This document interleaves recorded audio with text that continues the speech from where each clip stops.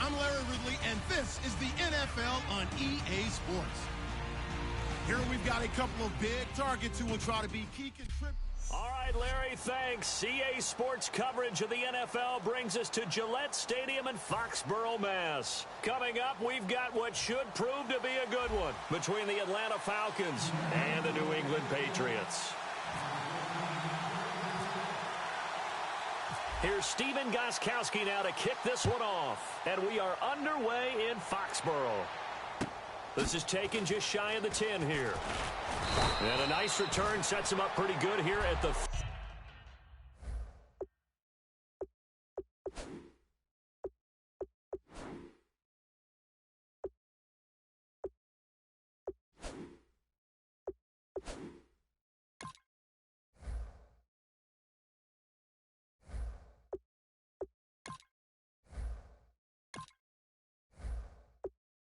yard line.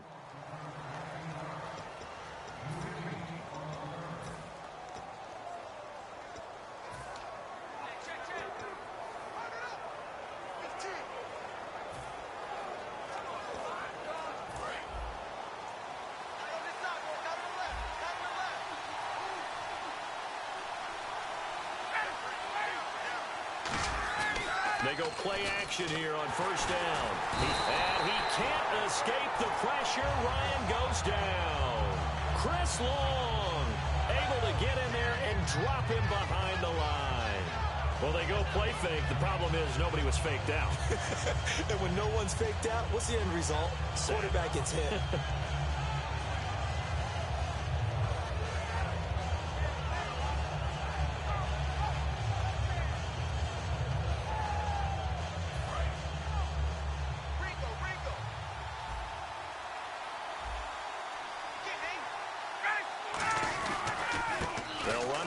Time with Devontae Freeman.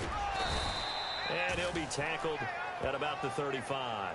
A 6-yard pickup on the ground that time, and that'll make it 3rd and 4 coming up. 11 carries, 75 yards for Freeman in the game against New England. But remember, a lot of those came on the first carry. He had a good second carry, but then they didn't use him a lot late. Yeah, I saw them getting to the perimeter early. You see how they stretched out New England's big defensive line?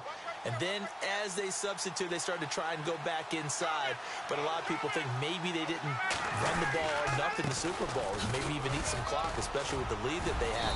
But they also were able to use Devontae Freeman in the passing game. Remember late of 28-20, faked it to him inside, then threw it to the flat, and he got a big play that way as well. A good explosive run there sets him up with a new set of downs, and every team wants to start their game with a really nice drive. 3 and out. No one wants to see that, and they were able to avoid it after that run.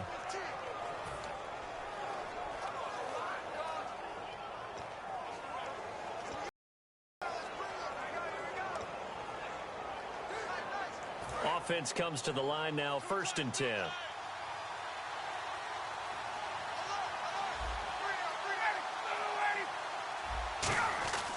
On 1st and 10, it's Ryan hit, and he lost the football. Look at the big man rumble. And it's picked up, and he's into the end zone. It's a fumble return and a Patriot touchdown. So the defense forces the fumble. They get the score, and a guy on defense becoming offensive. And now a timeout defensively by the Falcons. They'll have 2 remaining as we step aside here in this first quarter.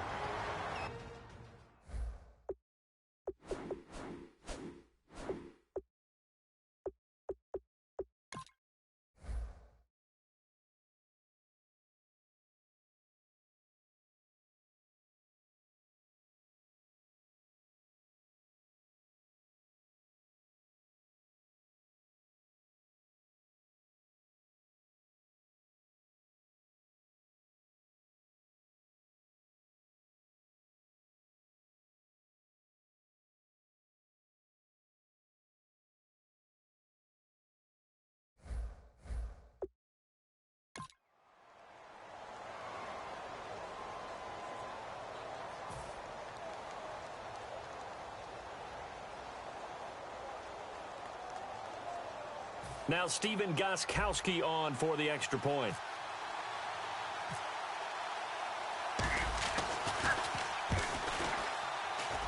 And he gets it to make it 7-0 Patriots.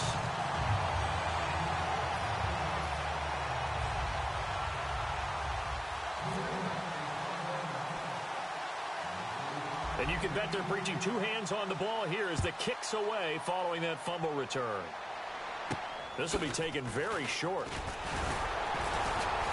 And they'll be set up pretty nicely here as they have it up to the 35-yard line. And now the possession will switch over to the Atlanta Falcons. And this offense so good for 3/4 of the Super Bowl, Charles. At one point, the advanced metrics had them at a 99.5% chance to win. It just seemed like everything was going their way, and then the fourth quarter happened. I think when we review this game and we say, okay, where did it get away from the Falcons? What was the number of plays the Patriots ended up running for the game? 93. And the Falcons ran 46. So they wore down their defense on that one. But look at what they did on offense. They were averaging big-time yardage, running it, passing it, had everything going their way.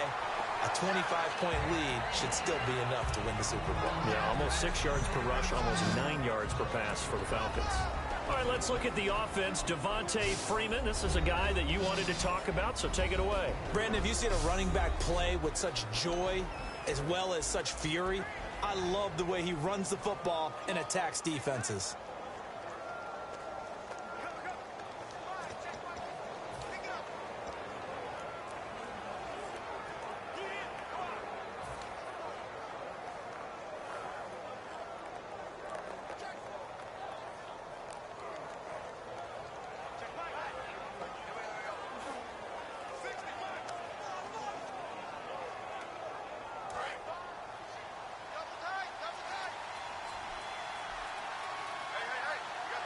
Freeman, the lone man in the backfield. Oh, design run for their wideout.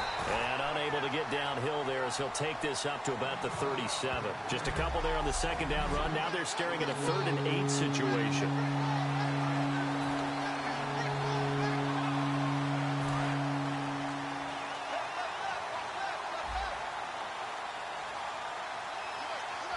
An extra quarter on the field for New England here on 3rd down. Yeah, another DB. No gain on the play there. A nice job defensively. And it likely forces a punt situation on 4th. One of the things I love about this game is there's a match of wits throughout the game. Who's going to get the advantage? Who's going to catch someone off guard? I feel like the offense thought they might catch the defense off balance with that play call. But unfortunately, that didn't work for them. And a tough ask here. They're going to go for it on 4th down and 9. They'll indeed go for it with Ryan. Getting it out left side to Sanu. A surprising move here on the opening drive of the game. And the Patriots take over. They're going to have terrific field position. So shall we say a bold decision to go for it, and that bold decision does not pay off. And when you talk about bold, you're saying all caps? All caps. Yeah, without a doubt. Maybe they're telling their defense they have a lot of faith in them. I mean, that's how you have to spin it, is that you tell your defense, you know something? We were able to go for it there because you guys are so good. I'm not worried about things. That's the only explanation I can come up with in this situation. Well, he better get ready to spin it for that post-game presser because you know he's going to be at. He's going to have to spin it for his own locker room, frankly. Now, for Blount in the Super Bowl, did have a costly fumble late in the first quarter. 9 carries in the first half, only 2 in the second half. Of course, they were trying to come from behind, and Tom Brady was doing a lot of the work. And you remember prior to the Super Bowl, I thought that LeGarrette Blount would carry it 20-plus times. I thought he'd be a real workhorse in this game. But as it turned out, once the New England Patriots really got down on the scoreboard, Tom Brady went to a lot of wide, 4 or 5 wide receiver sets, spreading the field, and they went ahead and rode Tom Brady all the way in for a Super Bowl championship. But LeGarrette Blount, usually a very dependable ball carrier. And he's able to pick up the first down here before he goes down at the 26. An ex-teammate used to tell me all the time, I hate experienced quarterbacks because no matter what, You really can't hide what you're doing. And I think that right there, he knew right away where the blitz was coming from, where his primary guy was going to be, and he ended up going to a secondary target for a nice game. I was just going to ask you, that wasn't the primary target, and he's so good at that, isn't he? I think he knew right away that he wasn't going to get to his primary guy. I think he read that as soon as he got to the line of scrimmage, knew where the pressure was going to come from, and said, I know how to beat that, and that's what he did. Falcons did a pretty good job of containing Hogan. 4 catches, 57 yards. Of course, that was coming off a 180-yard performance in the AFC title game. I wonder if that thigh injury he had going into the game hampered him at all, maybe a little bit. But I know this, trying to get away from the Falcons for the New England receivers throughout most of the game, but since New England accumulated a lot of plays on offense, I think they wore him down a little bit. So they're operating in the red zone. And at his size, he's a smaller back. You can get him the football. He can kind of get lost, make someone miss. It's good for him. Yeah, it's great for him. I like what you said there. Sometimes he gets lost in the traffic a little bit, but get him out in the open field into some space. That plays to his strengths the best and keeps him out of it where all the big boys are, you know, make someone miss in the open field. And fits the exact right word. Over the middle, there's almost always traffic, so anytime you're a receiver in that area, you're not just focused on catching the football. You're wondering where the collision's going to come from, right? Because there's almost always someone there able to concentrate, catch it, and even added a little extra at the end with a short run. It's a loss of a yard there, and now second down. Try to get one more in here before the quarter breaks.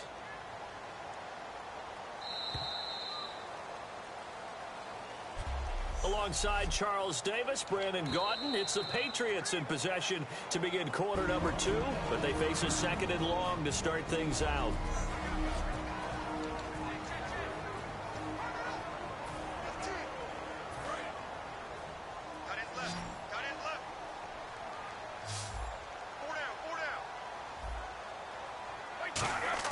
Brady to throw on second down.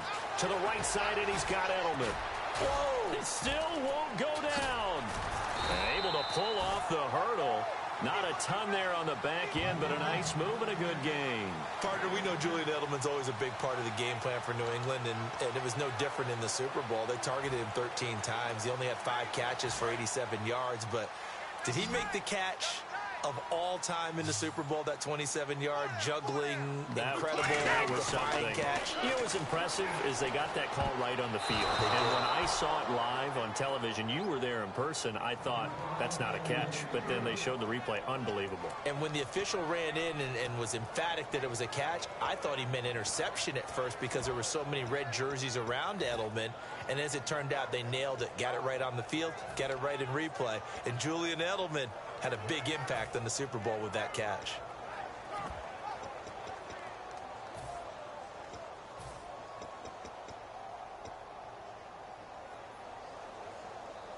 And no move to get the offense off the field. They'll stay put on 4th and 1. They'll go for it. It's Brady. And this is incomplete. Boy, it looked like he had it and dropped it. And that will force a turnover on downs. A chance to get some momentum here in the second quarter, getting their first trip into the red zone, but unable to get it across. And if I'm the head coach, sure, you feel some disappointment, maybe a little bit of deflation there because you didn't get it in. But I'm going straight to rah-rah mode. All right, guys, we didn't get it this time. It's only the second quarter. We'll be back. Let's get it later on. I want to keep this team up. I want them to feel like they've let everyone down. Positive. Got to be positive in this situation. It's too early to think that you don't have a chance to win this game. And not great starting field position here for the offense. They come out here in the eye. The drive will start with a carry by Devontae Freeman. And he's got room. And he's brought down, but not before they...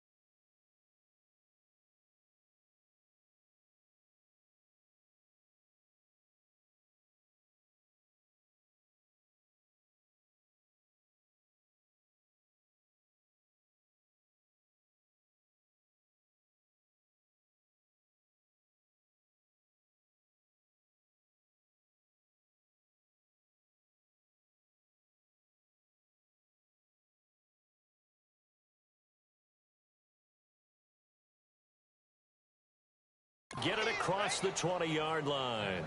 Really strong, effective run there out of a power set or a heavy set. 3 tight ends in the game, and that's tough for a defensive coordinator. They want to spot that lineup coming into the game early so they can get the proper defensive personnel on the field. That's why the coordinator is relying on some of the assistants to tell him what offensive personnel is hitting the field so he can adjust accordingly. They weren't able to stop him on that run.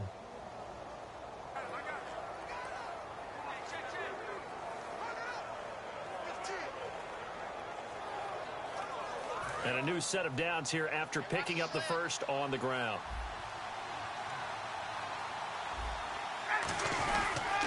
Freeman again, a first down carry. And he'll get this up over the 25 to the 26. 5 yards is the tally on first down. That brings up 2nd and 5. I know the toss play begins with the guy taking the snap and turning around and tossing it to the runner. But where the real intrigue is, can they seal the edge, whether it's an offensive tackle or a tight end, in the direction they want to run the football? If they do that, that's the result that you get, that type of a gain. If they don't, oftentimes it's not a very successful play. On 2nd down, Freeman.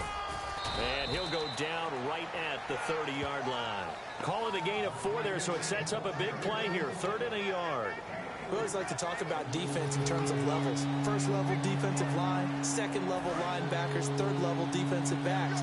On that run, that was what we call a first level run, and it was stopped by a second level player. On 3rd down, Devontae Freeman. And he gets it to the 32. Good enough for a first down. They only get 2 there, but on 3rd and 1, that's all they needed to keep the drive going. Well, partner, they might want to tear up their scouting report. Now whistles come in. We're going to get a timeout here by the offense.